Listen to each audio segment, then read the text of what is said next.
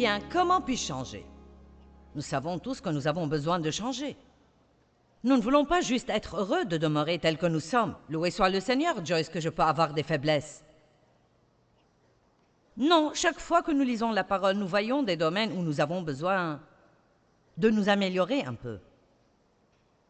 J'espère que vous êtes convaincus de quelque chose ce week-end parce que je veux vous faire avancer. Je veux que la parole soit un aiguillon qui vous fasse avancer et nous glorifierons Dieu un peu plus. Je veux glorifier Dieu un peu plus demain que je ne le fais aujourd'hui. Amen. Et donc, jetons un coup d'œil à Galates 3, 1 à 3. Comment puis-je changer? Bien, regardons d'abord comment nous pouvons ne pas changer. Ô pauvres, stupides, insensés, privés d'intelligence, Floridiens.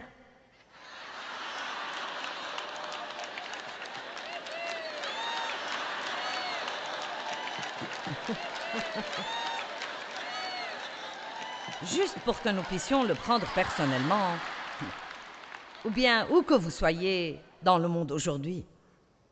Il parle ici à l'église Galate, mais nous avons besoin de le personnaliser.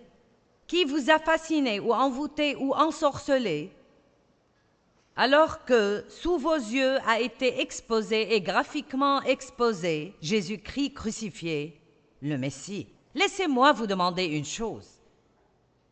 Est-ce en obéissant la loi et en pratiquant ses œuvres que vous avez reçu l'Esprit, ou parce que vous avez cru au message de l'Évangile?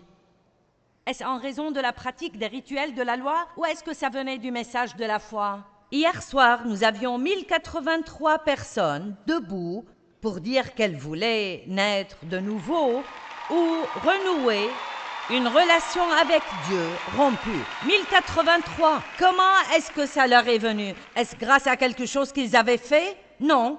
Ce qu'ils avaient fait, c'est péché. Donc, voilà ce qu'ils ont fait. Je crois. Oui, je t'ai entendu. Jésus est mort pour moi. Il a pardonné mes péchés. Il m'aime. Je peux être en relation avec lui. Oui, je le crois. Donc, ils l'ont reçu par la foi.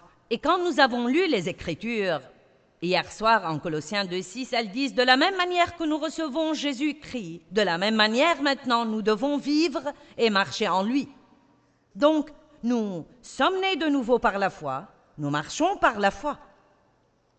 Comment marchons-nous? Nous le voyons tout le temps. Je marche par la foi, je marche par la foi. Bon, le faisons-nous vraiment? Je marche par la foi signifie que je ne pense pas que je vais gagner quelque chose par mon travail et mes efforts, parce que même si je parviens à faire quelque chose concernant mon problème, je ne pourrais pas le faire si Dieu ne m'en avait pas donné la grâce. Si j'ai une bonne idée, ce n'est pas parce que je suis intelligente, c'est parce que Dieu m'a donné la bonne idée. Chacune des chansons que l'équipe a écrites, ou n'importe quel grand musicien dans le monde, ça venait de Dieu. Ce don, ce talent vient de Dieu. Amen. Mon talent de communiquer est venu de Dieu. Je n'ai jamais suivi de cours sur comment le faire. Je n'ai jamais suivi de cours sur comment construire un sermon. Personne ne m'a jamais appris à prêcher. Je suis juste arrivée sur la planète Terre en parlant.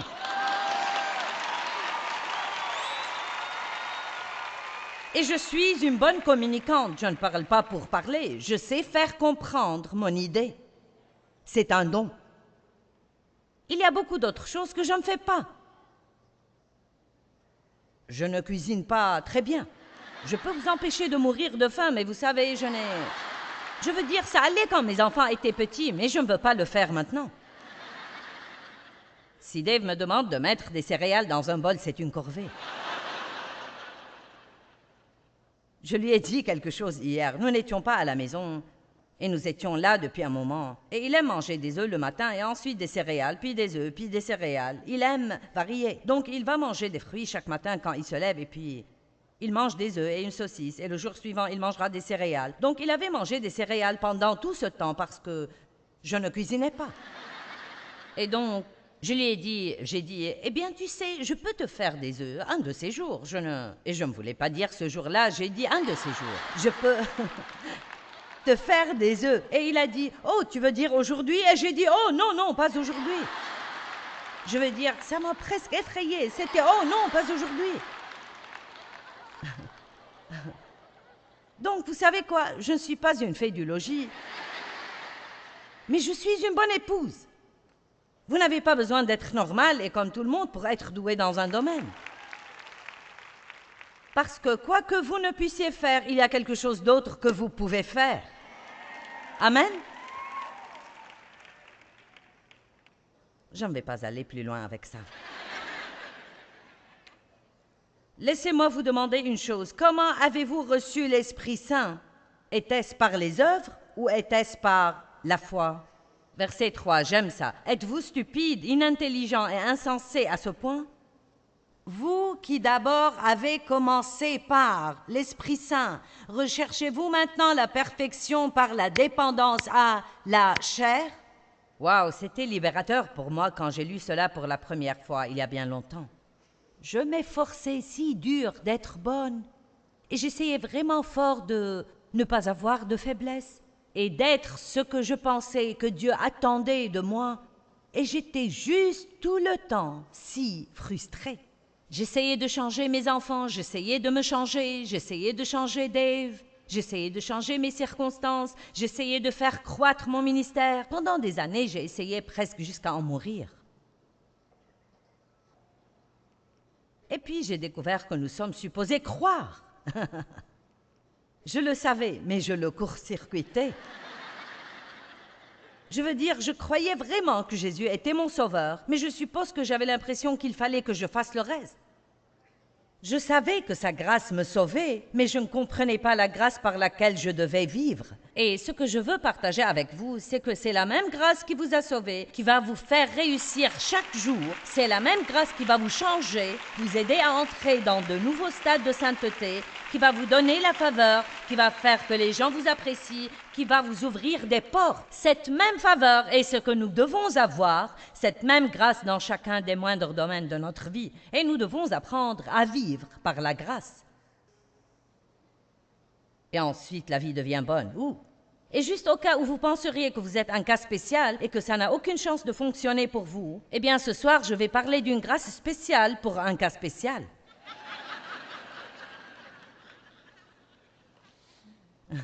Car c'est là où je veux en venir. Peu importe le genre de désastre où nous sommes, Dieu a plus de grâce que votre désastre. Là où le péché abonde, la grâce surabonde. Vous ne pouvez pas avoir un problème que Dieu ne peut pas résoudre. Vous m'entendez aujourd'hui? J'ai dit, vous ne pouvez pas, vous ne l'avez pas. C'est impossible d'avoir un problème que Dieu ne peut résoudre. Alléluia! Le psaume 127. Ouvrez au psaume 127.1, il dit « Si l'Éternel ne bâtit la maison, ceux qui la bâtissent travaillent en vain. » Bon, ne passons pas dessus. Ils travaillent. Ils s'y attellent. Ils travaillent. Quand vous travaillez, vous êtes fatigué et épuisé tout le temps. Ils travaillent et leur travail ne sert à rien.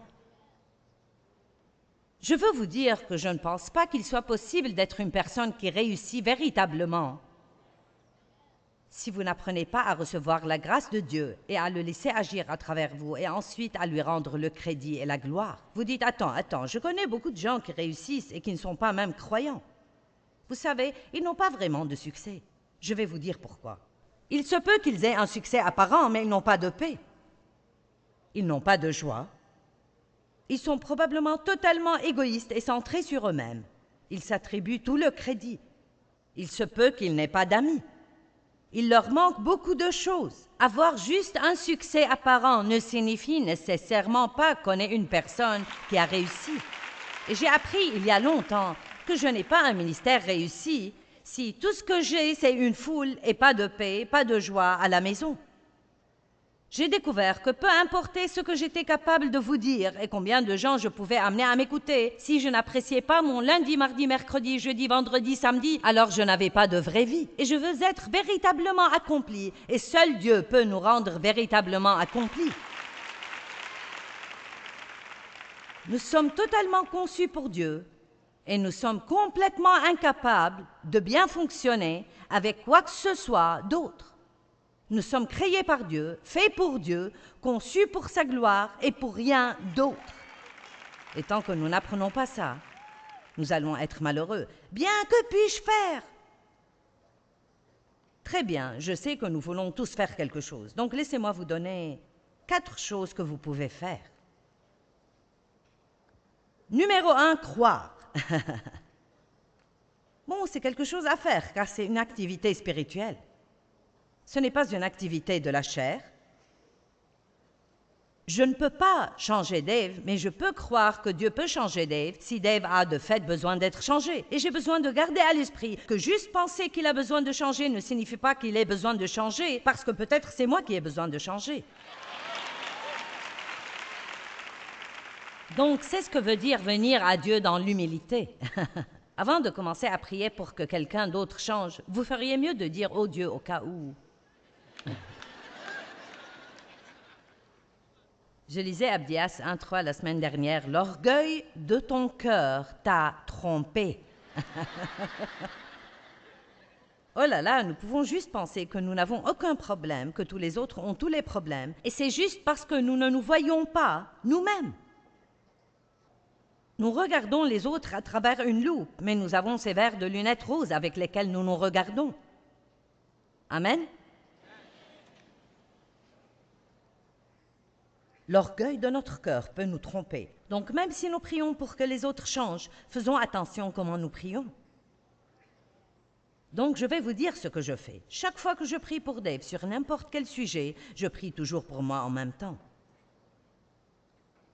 Je vais à Dieu et je nous présente comme un groupe. Amen. Jean 6, 28 et 29. Puis ils dirent, verset 28, « Que nous faut-il faire ?» Vous savez, je pense qu'il y a un petit démon envoyé de l'enfer. Nous en avons tous un. Peut-être un sur chaque épaule. Ce petit personnage bizarre, louche, affreux, gluant et niais, est assis juste par là et il ne fait que crier dans notre oreille toute la journée. « Que vas-tu faire? Que vas-tu faire? Que vas-tu faire? Que vas-tu faire? Que vas-tu faire? » Et nous nous sentons obligés de faire quelque chose.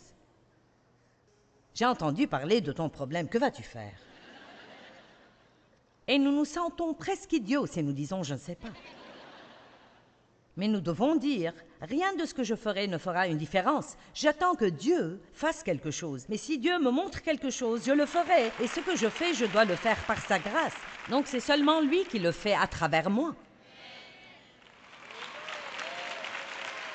C'est juste un cauchemar pour notre chair, car la chair veut s'attribuer la gloire.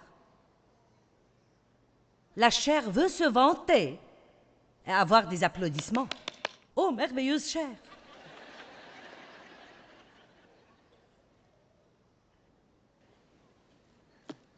Vous priez 2 heures par jour et vous ne réalisez pas que c'est un don de Dieu qui vous rend capable de le faire. Vous êtes un grand intercesseur. Dieu vous a équipé pour intercéder et puis vous allez déjeuner avec quelqu'un et vous... Ils sont de jeunes chrétiens.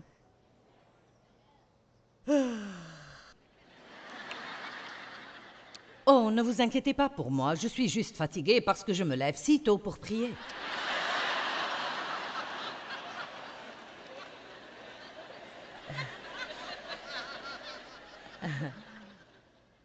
La chair est juste en train de dire « Quelqu'un doit savoir ce que je fais. »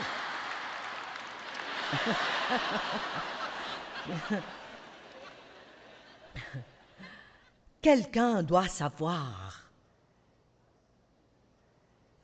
Oh, vous vous levez tôt pour prier? Oui, je me lève tous les matins à 5 heures. Et je prie jusqu'à 7, oui. Et ils font « Oh !» Donc voilà votre chair qui a eu ce qu'elle voulait. Elle se gonfle, vous pouvez le sentir. Donc afin de nous garder de nous gonfler et trop nous exalter à cause de l'importance de notre vie de prière, il nous a été donné en ce jour-là une épine dans la chair. Il vous manque encore une chose. Est-ce qu'il y a quelqu'un ici aujourd'hui? Vous savez, j'aurais pu éviter cette épine dans la chair si j'avais pu éviter l'orgueil d'essayer de tirer gloire pour ce que Dieu faisait. Disons juste que vous baillez juste sincèrement, et si quelqu'un dit « Es-tu fatigué ?» dites juste « Oui. »« Oh, t'es-tu levé tôt ce matin ?»« Oui. » S'ils insistent « Pourquoi ?» dites « Eh bien, je me lève tôt pour prier. »« Oh non, ne me donne pas la gloire. C'est juste que Dieu travaille en moi pour me permettre de le faire. » C'est comme ça que nous pouvons nous épargner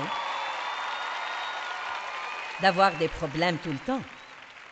Que nous faut-il faire pour travailler aux œuvres de Dieu? Que pouvons-nous faire pour réaliser ce que Dieu demande? Jésus leur répondit, verset 29, « L'œuvre, le service de Dieu, c'est de croire. » Bon, il doit y avoir quelque chose d'autre. Non, pour sûr, c'est tout ce qui est dit. C'est de croire en celui qui l'a envoyé, c'est que vous restiez fidèles, ayez confiance, dépendiez et ayez foi dans son messager. Vous devez vous appuyer sur Dieu. Bon, comment puis-je savoir si je crois? C'est extrêmement simple. Vous voulez le voir? Hébreux 4, 3.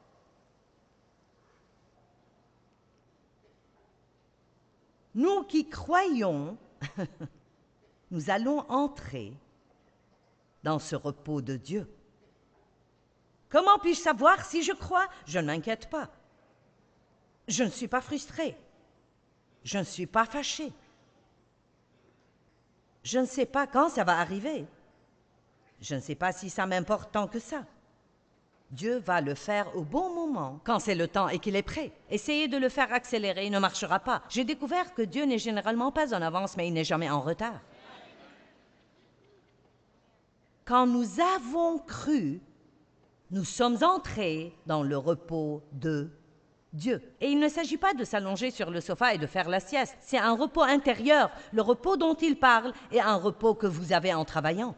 Ce n'est pas le repos du travail, c'est le repos que nous avons en travaillant. C'est pourquoi j'ai dit hier soir que je travaille dur. Sûrement vous comprenez que pour construire et maintenir ce que Dieu nous a permis d'avoir, j'ai travaillé très dur, et Dave aussi, mais ce que je fais n'est pas un travail dur. Vous voyez la différence? Je travaille dur, mais ce que je fais n'est pas un travail dur parce que c'est vraiment la grâce de Dieu qui le fait à travers moi. Maintenant, voilà ce qui est. Je travaille avec mon corps physique, mais je ne travaille pas intérieurement.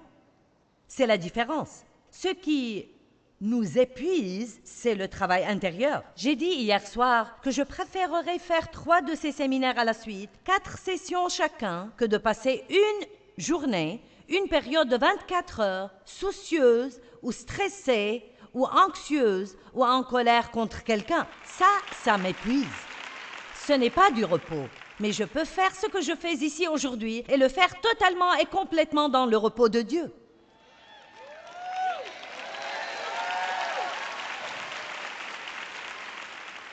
Je n'essaye pas de vous impressionner. J'espère que vous m'aimez bien, mais sinon vous devez prendre ça à Dieu. Donc vous voyez que je ne vis pas sous cette pression? Savez-vous quelle pression c'est quand vous sortez au milieu des gens et vous croyez qu'il faut les impressionner? Personne n'est libre, personne n'est totalement libre jusqu'à ce que vous n'ayez plus besoin d'impressionner quelqu'un. Nous n'avons pas à nous impressionner les uns les autres. Il faut que nous nous aimions, il faut que nous nous servions, il faut que nous utilisions le don que Dieu nous a donné au bénéfice des autres. Ils utiliseront leur don à notre bénéfice. Vous n'avez pas à rester là à être jaloux parce qu'une de ces filles ici peut si bien chanter. Il faut que vous réalisiez que Dieu a mis ce don en elle pour vous. Elle travaille, vous êtes assis là et en profitez. Amen. Pas de comparaison. Pas de compétition. Vous n'avez pas à être comme quelqu'un d'autre. Soyez en totalité et en entièreté vous-même. Wow! Et puis les versets 10 et 11 dans Hébreux 4 disent « Empressons-nous donc d'entrer dans le repos de Dieu. » Verset 10 « Car celui qui entre dans le repos de Dieu se repose de ses œuvres, de la fatigue et de la peine du travail humain, comme Dieu se repose des siennes. » Comment pouvez-vous dire, si vous êtes dans la foi, vous avez le repos de Dieu? Deuxièmement, vous pouvez faire ce que Dieu vous conduit à faire. Il y a l'obéissance et il y a l'action qu'il faut faire parfois pour résoudre les situations où nous sommes. Mais c'est une folie de juste monter votre propre plan et d'essayer de faire quelque chose pour voir si ça marche. Ce que nous pouvons faire, c'est ce que Dieu nous conduit à faire. Dieu a dit à Moïse, « Tends ton bâton au-dessus de la mer Rouge et elle va s'ouvrir. » Bien, je ne pense pas. Mais il a obéi et Dieu l'a ouverte. Je viens ici, j'ouvre ma bouche et Dieu se manifeste. Vous voyez, beaucoup de gens ne vont même pas venir. Vous savez, faites ce que vous pouvez faire. Vous pouvez travailler. Donc, travaillez. Si vous n'avez pas de travail, vous pouvez en chercher un. Mais vous ne pouvez faire que quelqu'un vous embauche. Seul Dieu peut le faire. Donc, il faut que nous fassions la part que Dieu nous montre. Si vous avez blessé quelqu'un durement et Dieu vous pousse à aller vous excuser, alors humiliez-vous et allez le faire. Vous ne pouvez pas faire qu'il vous pardonne, mais vous pouvez faire votre part. Regardez, ce qu'il faut faire, c'est la part que vous pouvez faire. Peut-être avez-vous terriblement blessé quelqu'un, peut-être que vous avez détruit une amitié, et peut-être que vous ne voyez aucun moyen pour vous de la restaurer, et vous regrettez de tout votre cœur d'avoir fait cela, mais c'est trop tard parce que maintenant il n'y a aucun moyen de réparer. Mais Dieu pourrait la réparer. Bon, et que puis-je faire? Si Dieu vous y conduit, allez vous humilier et dites « C'était entièrement ma faute, je suis vraiment désolé, pardonne-moi. » Mais s'il ne vous pardonne pas, maintenant c'est entre Dieu et eux, ce n'est plus votre problème. Allez, est-ce qu'il y a quelqu'un avec moi aujourd'hui? Faisons ce que Dieu nous montre, parce que c'est la foi. La foi sans les œuvres est morte, mais nous ne pouvons nous approcher avec toutes ces œuvres et pas de foi. Ça ne servira à rien. J'aimerais vous montrer Éphésiens 6, mais nous n'avons pas le temps ce matin. Il y est dit, ayant répondu à toutes les exigences de la crise, tenez-vous fermement à votre place. Et ce mot, tenez-vous, est le même mot qui est traduit par demeurer en Jean 15. Ayant fait tout ce qu'exige la crise, faites ce que Dieu vous montre, engagez une action, utilisez votre volonté, soyez énergisés par la grâce de Dieu. Et, vous savez, nous ne rejetons pas les responsabilités. Je veux dire que nous avons des responsabilités. Nous devons faire ce que nous savons que Dieu nous donne à faire, mais nous pouvons aller au-delà, car c'est là que les problèmes surviennent, quand nous commençons à essayer de faire arriver quelque chose que Dieu seul peut faire arriver. Une femme m'a dit l'autre jour, elle a dit « Il y a quelque chose que vous avez dit qui a changé ma vie. » Je l'ai rencontrée dans un magasin. J'ai dit « J'attends de savoir ce qu'est cette grande chose. » Et elle a dit « Vous avez simplement dit « Laissez Dieu être Dieu. » Et vous voyez, tout est possible avec Dieu, mais nous avons besoin de libérer le passage et de le laisser être Dieu. Nous devons essayer d'arrêter de diriger l'univers et laisser Dieu être Dieu dans nos vies.